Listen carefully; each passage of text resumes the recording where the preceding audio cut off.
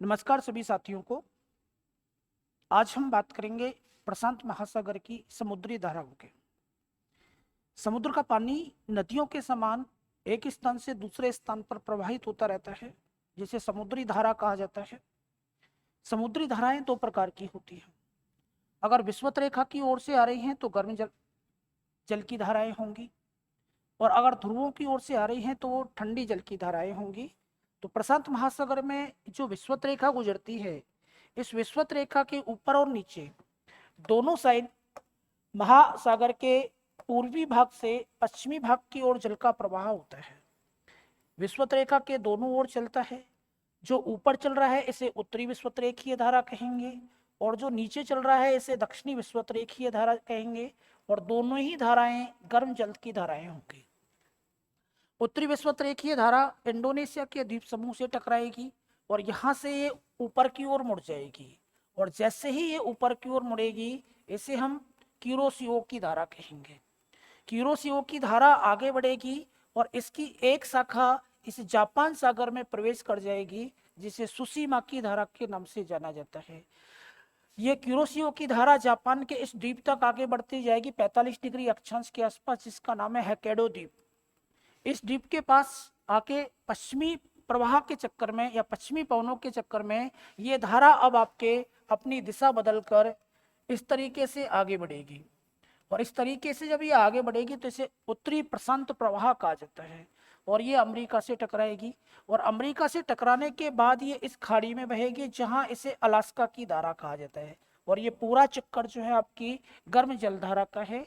अगर इसके नाम आपसे पूछता है वो, तो ये जो यहां शुरू करेंगे हम, ये तो उत्तरी विषुवतीय धारा हो जाएगा। जैसे ही ये उत्तर में मुड़ेगी, यहां इसका नाम क्यूरोसिओ की धारा हो जाएगा।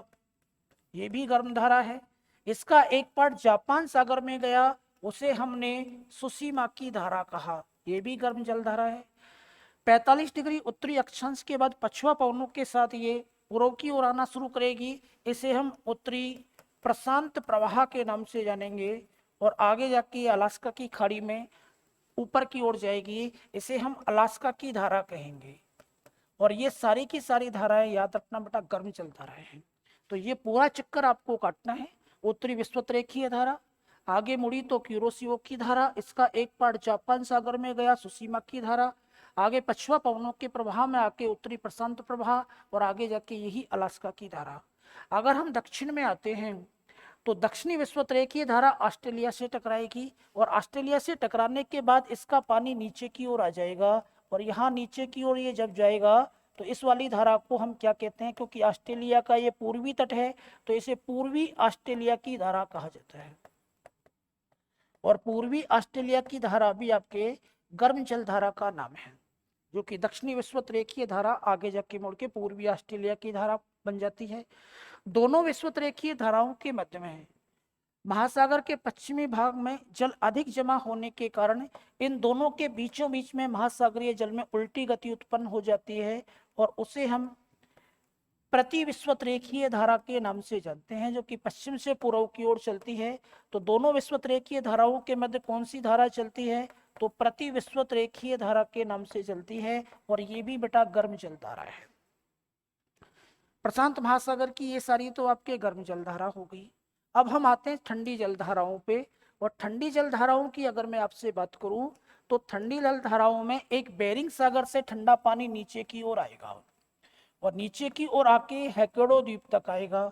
और ये जो धारा है, जो बेरिंग सागर या आर्टिक सागर की ओर से आ रही है, इस धारा का नाम क्या है, तो इसे क्यूराइल की धारा कहते हैं। क्यूराइल की धारा जो कि बेरिंग सागर या ऊपर आप जाओगे तो आर्टिक सागर निकलकर नीचे की ओर आई है, ये क्यूराइल की धारा कहलाती है। और क्यूराइल की ठंडी धारा का क्यूरोसिओ की गर्म जल धारा से मिलन होता है, जो किस द्वीप के पास होता है, होक्काइडो द्वीप के पास। कई बार क्वेश्चन पूछा जाता है कि जापान के होक्काइडो द्वीप के पास किन दो धाराओं का मिलन होता है, तो क्यूरोसिओ की गर्म जल धारा, क्यूराइल की ठंडी जल धारा। और जहाँ गर्म और ठंडी जल धाराएं मिलती हैं, वहाँ कोहरा युक्त वातावरण पाया जाता है, और समुद्री घास प्लैंकटन ज्यादा मिलती है, जिसके कारण ये क्षेत्र जो होगा मछली उत्पादन के लिए जाना जाएगा। तो एक ठंडी धारा तो क्यूराइल की हो गई। यहाँ से पूर्वी पार्ट से पानी के हटने के कारण नीचे का ठंडा पानी ऊपर आएगा और उसके कारण यहाँ भी एक जलधारा का निर्माण हो जाएगा। और इस जलधारा को आप इस खाड़ी के नाम पे किस नाम से जानते हैं, तो कभी आप याद हो तो यहाँ अमेरिका के तट पे एक खाड़ी है, उसके नाम पे इस जलधारा का नाम जो आप लिखोगे कैलिफोर्निया की धारा। याद रखना बेटा, कैलिफोर्निया की धारा एक ठंडी जलधारा है जो महासागर के पूर्वी पार्ट से दल के हटने के कारण नीचे के ठंडा पानी ऊपर आने से बनती है। जबकि हम दक्षिणी अमेरिका के दक्षिणी तट अर्थात चिली के पास जाते हैं तो यहाँ पछुआ पवनों के प्रभाव से जो पानी आपके पूर्व की ओर आता है वो यहाँ टकराकर ऊपर की ओर बढ़ता है।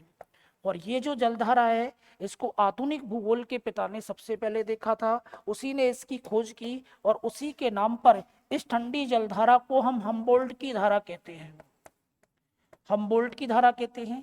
और ये आपके दक्षिणी अमेरिका जो है उसके पश्चिमी तट पर चलती है। इसे दूसरा नाम भी है और इसी धारा को हम पेरू की धारा भी कहते हैं। हम्बोल्ट की धारा या पेरू की धारा दक्षिणी प्रशांत महासागर की ठंडी जलधारा है जो कि दक्षिणी अमेरिका के पश्चिमी तट पर चलती है। लेकिन दक्षिणी प्रशांत महासागर में कई बार एक अस्थायी तंत्र बनता है और उस अस्थायी तंत्र में इस हम्बोल्ट की धारा के प्रतिस्थापन में विषुवत रेखा से नीचे की ओर 3 से 5 साल के अंतराल पर एक अस्थायी धारा उत्पन्न हो जाती है जो भारतीय मानसून को भी प्रभावित करती है। उस धारा का नाम कभी आपसे पूछा जाए कि किस नाम से उसे जानते हैं तो ये जो अस्थायी धारा बनती है इसे अल नीनो के नाम से जाना जाता है। अल नीनो एक ऐसा ही समुद्री तंत्र है, समुद्री धारा है जो कि दक्षिणी प्रशांत महासागर में दक्षिणी अमेरिका के पश्चिमी तट पर चलती है। 3 से 5 साल के अंतराल पे उत्पन्न होती है और जब ये जलधारा चलेगी तब भारतीय मानसून कमजोर पड़ जाता है। तो भारतीय मानसून का संबंध किस जलधारा से है, तो याद करना बेटा अल नीनो की जलधारा से है, अस्थायी है। जब अल नीनो नहीं चलती है तो उस स्थिति को ला नीनो कहा जाता है और वो भारतीय मानसून की अनुकूल स्थिति होती है। तो इसमें अगर हम बात करते हैं कि कौन कौन सी ठंडी जलधाराएं प्रशांत महासागर में, तो ठंडी केवल 3 याद करनी है आपको, एक क्यूराइल की है, एक कैलिफोर्निया की है, ये दोनों तो उत्तरी प्रशांत महासागर में है। दक्षिण में केवल हम्बोल्ट या पेरू की जलधारा जिसे यीशु की धारा भी कहा जाता है। और गर्म जल धाराओं की बात करें तो उत्तरी विषुवतरेखीय धारा, दक्षिणी विषुवतरेखीय धारा, प्रति विषुवतरेखीय धारा।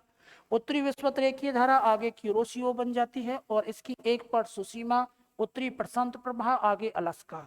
दक्षिणी विषुवतरेखीय धारा ऑस्ट्रेलिया के तट के साथ पूर्वी ऑस्ट्रेलिया की धारा के नाम से जानी जाती है।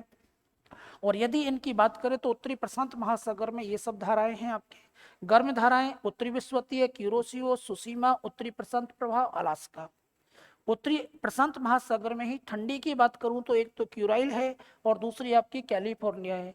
क्यूराइल की धारा जब रूस के तट के सारे बहेगी तो इसे कमचटका की धारा भी कह दिया जाता है, कई बार याद रखें। दक्षिणी प्रशांत महासागर में गण दक्षिणी विषुवतरेखीय धारा हो जाएगी, पूर्वी ऑस्ट्रेलिया और एक अस्थायी अल नीनो की धारा हो जाएगी। जबकि दक्षिणी प्रशांत महासागर में एकमात्र ठंडी धारा जो है वो पेरू या हम्बोल्ट की धारा है।